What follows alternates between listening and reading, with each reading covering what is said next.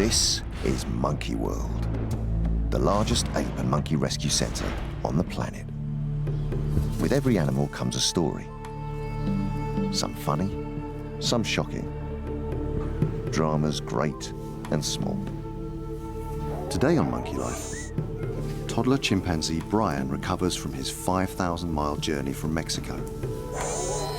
And there's a medical crisis for chimpanzee Jolene. We're going in here as an emergency to see if there's anything that's feasible to do. I'm frightened there isn't.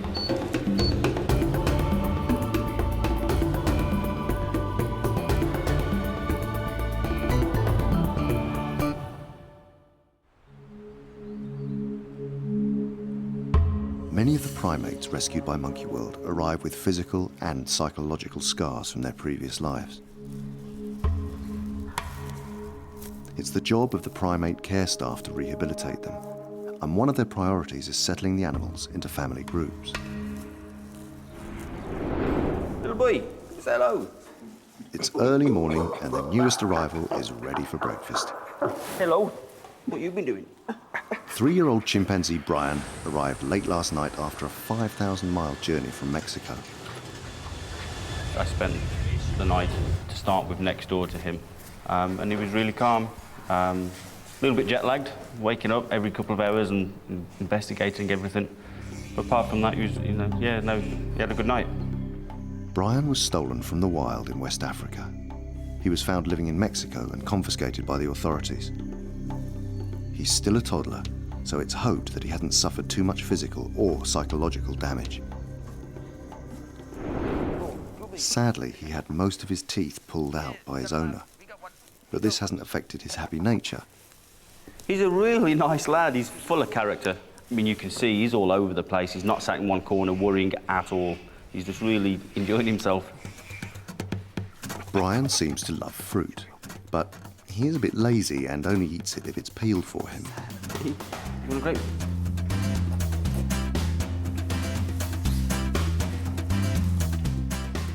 This habit will have to change because once he joins the chimp nursery, breakfast will be self-service. You're going to have to learn to do this yourself. We have another 59 chimps to look after as well, you know. With breakfast over, there's one last job for headkeeper Lee. But Brian thinks it's his first game of the day. You're all nice and soft. Because of the climate he comes from, it's going to be far more humid than it is in this country. So what we do tend to find is that the skin will dry out slightly. So what we'll do is we use vegetable oil to put on the hands and feet, on the coat if we can. At this age, if you make it all nice, when he's an adult, it's not going to be a problem when we need to oil his hands or feet. I mean, his hair is absolutely lovely, his skin is absolutely lovely. You know, there's a couple of dry patches on his shoulders, but that's going to happen. But apart from that, and only having 3 teeth, he's really, really in good condition.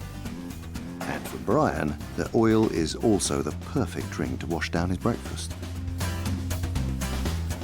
In the next few days, he'll have a full health check, and then he'll meet his new family, including resident tearaway 7-year-old Seamus. He's going to be an excellent playmate for Seamus. Probably one of the things Seamus misses is that someone who's full of life and wants to get involved. Brian's perfect. You know, he should fit in so well. Yeah, within a week of playing with Seamus, you're going to be horrible. You're going to be horrible. Oh.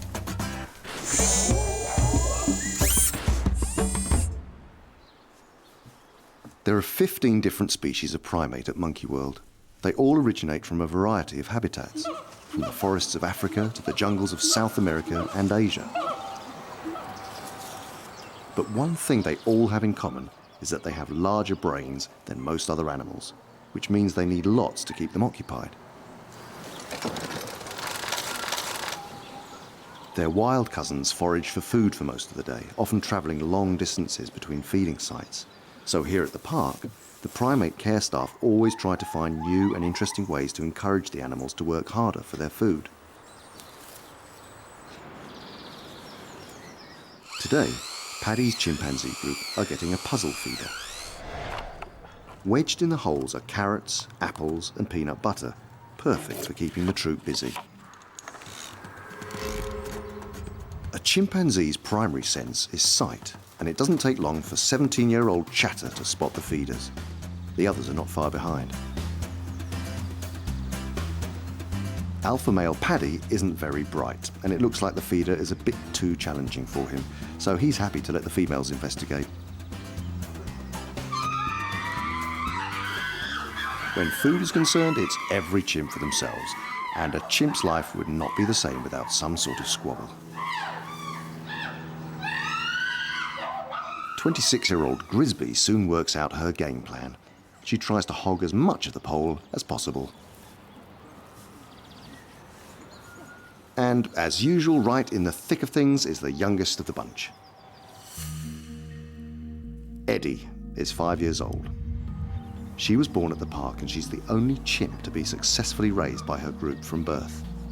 She's desperate to get her hands on the treats, but Grisby's still determined to hog the pole. And now that Eddie is 5, she'll just have to wait her turn like the others. Eddie, the ambitious, is not going to give up that easily. But she is testing Grisby's patience. Eddie is beginning to realise that she's quickly losing her baby status privileges.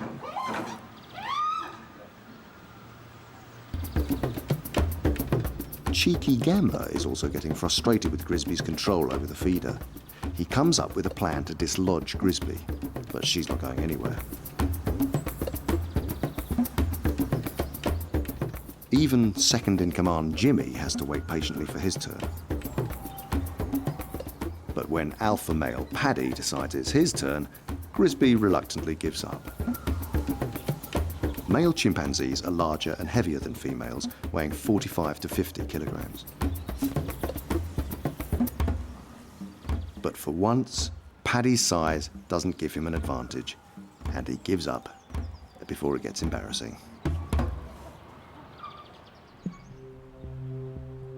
In the park's woolly monkey house, life has completely changed for one of its new residents, baby Julio. He's a fully functioning member of this woolly monkey group now, you know, and is still quite happy when I come and see him. Obviously, he's still quite clingy and wants to sort of have protection and attention and all of that. And so I think we've done really well. I think we've got a healthy, well-adjusted little woolly monkey that's part of a functioning group. Alison spent 7 months hand-rearing Julio because his mother rejected him. But a few weeks ago, he spent his last night in the company of humans. Very next morning, I brought him down here. We put him in, and he's never come home again. Julio's still getting 3 milk feeds a day, and he generally takes about 50 mils at a time. So when I come down and visit him, which is just about once a week now, it's not that often, just enough to know that I'm still here and I still care about him and love him dearly, and you know, he actually sort of bounces away after our visits, quite happy to join back with the other woolly monkeys, but clearly quite happy to have seen me and spent a bit of time with me as well.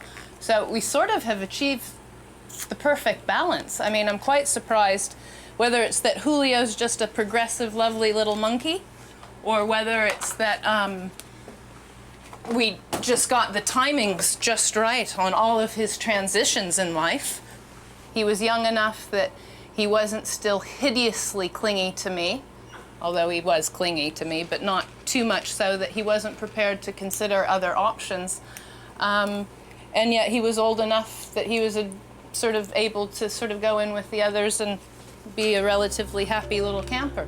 Julio now lives with 2 males and 3 females, including his own birth mother.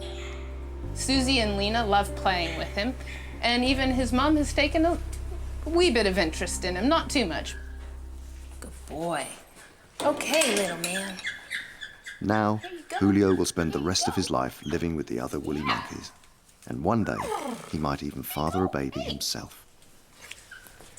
Are you hiding, Julio? Good boy. We'll see you later, little man.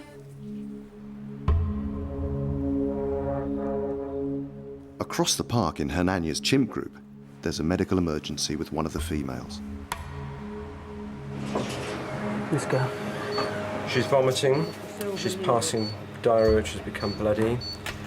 She's got fluid in her abdomen, and we are very concerned as to why she's taken this turn of vents, it's quite possible there's something really nasty happening inside her abdomen. She's a very unhappy animal. She's in pain relief. And we're going in here as an emergency to see if there's anything that's feasible to do. I'm frightened there isn't. Over the last few weeks, the primate care staff noticed that 10-year-old female Jolene was becoming increasingly unwell. She was losing her hair. Her face was swollen. She had stiff joints, no appetite. She seemed depressed. A few days ago, she was anaesthetized so that the vets could start doing some basic medical tests. They took x-rays, blood tests, and skin biopsies, but the results were inconclusive.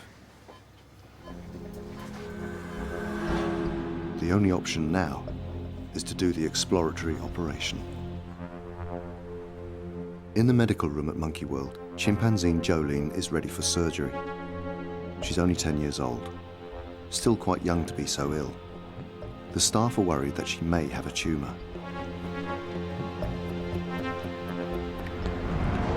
She arrived at the park 7 years ago from a laboratory in Holland. 3 other females were with her. Although they weren't experimented on, the park is worried that Jolene's physical problems now may have been caused by starting life in such an unnatural environment.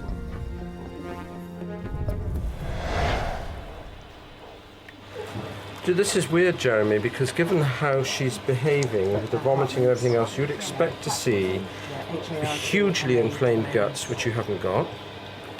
Looks quite normal, doesn't it? So I'm deeply puzzled. I can't find anything in the way of an obvious tumour to account for the clinical signs we've had, but I've checked every organ that I can see and it looks normal, except that the stomach itself feels much firmer, thicker, and edematous. That means fluid within the tissue. Did you see them both? Mike decides he needs a second opinion. The original investigation was done by wildlife vet John Lewis, so a baffled Mike calls him from the operating theatre. The guts don't look inflamed. Everything else is normal. So I'm at a loss. I mean, the stomach just does feel doughy, but more than that, I can't say. All right, well, I'm going to take a biopsy from the stomach anyway. Right, okay, well, I'll do that and then close her up. Okie dokes. It may be that by taking everything out and putting it back in again, sometimes in these situations, miracles happen, and that's what we're after. I'm going to take a sample of the stomach wall now, and we'll send that off and see what comes and continue to nurse her. But there's nothing else to explain my symptoms. So, let's close her up. While Jolene comes round from the anaesthetic, Jeremy and the team will stay with her. In fact, until he's happy that she's beginning to recover, the team won't leave her side.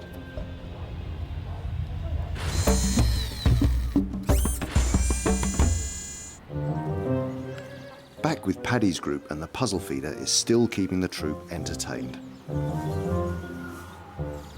Grisby is still hogging the pole, and Gamba is still waiting for his turn. Alpha male Paddy waits for no one. He's decided to give the feeder another try, and Grisby finally has to learn to share the treats.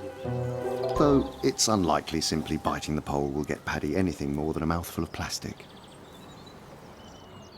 In chimpanzee society, youngsters like Eddie pick up life skills by watching and learning from others. There are some things worth learning from Dad, Paddy, and there are some things worth forgetting about. Eddie's mum Susie is close by, keeping an eye on her daughter.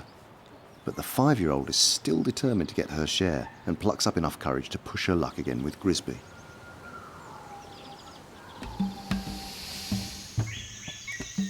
In the wild, chimpanzees use stones and sticks as tools to help them get their food more easily.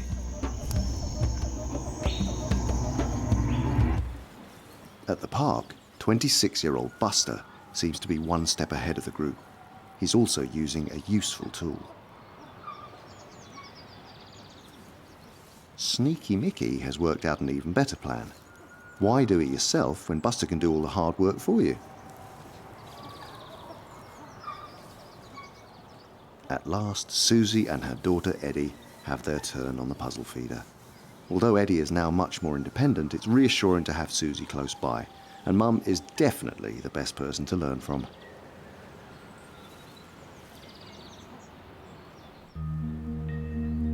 On the other side of the park, there's another youngster who's growing up fast. Baby orangutan Dinda was rejected by her mum and is being hand-reared by keeper Mike. She's now 3 months old. And just like human babies, that means one thing. Teething like mad, but I think the best thing for teething on is a finger, which is not really a good idea to let her get into the habit, because when she does get a few teeth through, she'll still think she can do it. You end up getting a really sore finger because it really hurts. You're going to just open your mouth and see.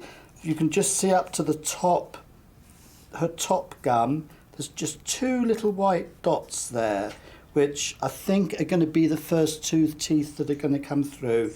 Something I find interesting is that all the ones that I've ever hand-reared, they seem to go through quite a bad time when they're teething. But I've never seen it with one that's being reared by the mother.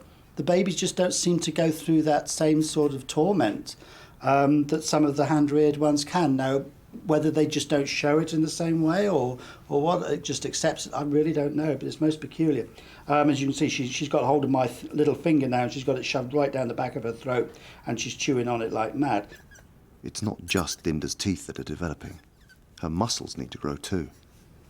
They tend to get a little bit lazy, so we're now trying to develop her to make her hang on, and as you can see, she's quite capable of hanging on.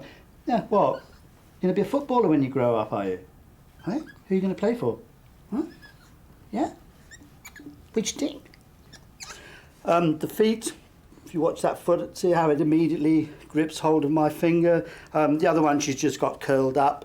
Open your finger, that's it. But she can hang on quite happily with those feet as well. But I also remember that when Kai was growing up with his mum, Xiao Kuai, that she actually had the same problem when Kai was first starting to, when she was climbing with Kai, that Kai was getting a little bit lazy, and she actually had to sort of put Kai between her knees and use her chin to sort of hold the baby like that as she was trying to climb up. And now Kai's brilliant. Kai can actually cling on, and he's fabulous.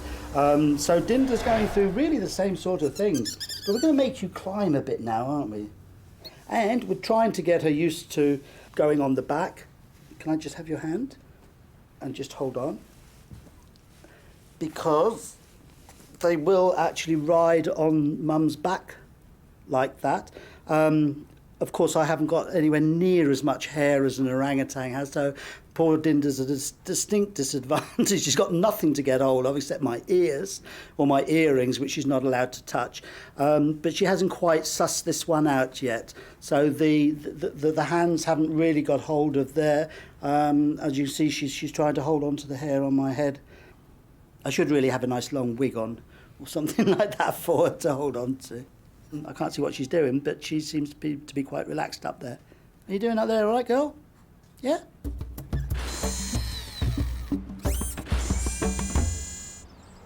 Across the park in the Bachelor's Chimp group, the 2 newest recruits are still the centre of attention.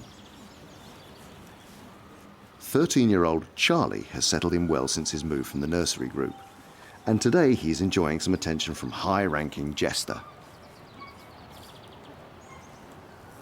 Everyone at the park is delighted to see Jester and Charlie bonding. Jester can be pretty aggressive, so it's nice to see him being considerate to his new housemate. And a bit of pampering puts anyone in a good mood. The other newcomer, Gypsy, is enjoying the attention of alpha male Butch. Butch seems to really like him, and Gypsy clearly loves hanging out with the boss. Moving chimps into new groups is always risky. They might not be accepted, and there's a chance they won't fit in. But that doesn't seem to be a problem for Gypsy. It looks like he was born to be a boisterous bachelor. New boy Charlie has even managed to entice an older chimp, also called Charlie, into a gentle game. Like us, chimps have a long childhood. They're not considered adults until they're 13 to 15 years old. At 13, new boy Charlie can just about hold on to his childhood and enjoy playtime. But at 22, older Charlie soon loses interest in messing about. He prefers more mature activities, like grooming. But new boy Charlie doesn't give up, and soon he's worked his magic on the whole group. It's playtime all round. Back with baby orangutan Dinda, her life lessons are continuing. She is taken into the orangutan nursery group on a regular basis. When she's ready, this will be her new home, so it's important she gets used to their lifestyle. This is not a human baby. This is an orangutan baby. And we sort of do things like mums would do, pick them up, look at their nails. And as you can see, she's quite happy to be pulled in this sort of direction and picked up. And I'm sure Xiao Kuai would have actually sort of been grooming little Kai and pulling him about like this, down his ears and all sorts of things. And that's the sort of thing that we do with little Dinda here, is treat her like her mum would, so that she grows up thinking she's an orangutan. Very important orangutan. You know, my job's not to make babies out of them. I don't want something that's going to start crying and whinging for me every time it sees me. You know, if they can be part of that group, then that's great. That's my job, and you know, we've all done it well. If they think of themselves as an orangutan, you know, they're not to grow up thinking of themselves as human beings. We know how to do it now properly, so that we can make orangutans and not funny little cross things. That's good, isn't it? Eh? Next time, we find out if chimpanzee Jolene recovers from her mystery illness. And we catch up with the park's youngest chimp babies, Ash and Rodders.